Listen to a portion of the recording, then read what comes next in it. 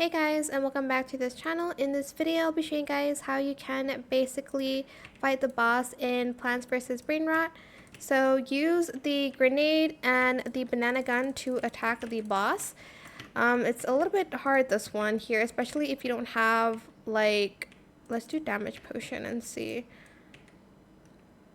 can also use the frost blower for an easier target.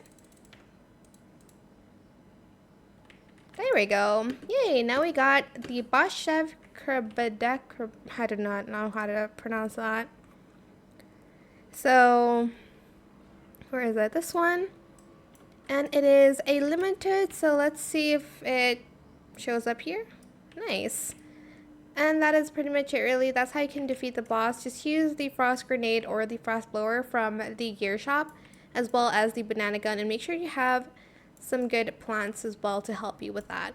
And that is it for this video. I hope it was helpful for you guys. Don't forget to like, comment, share, and also subscribe to this channel if you haven't done that already.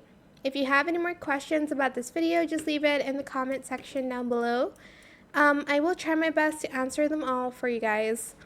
And if you found this video helpful, please click the thanks button as well. That is it. Thank you so much for watching. Bye!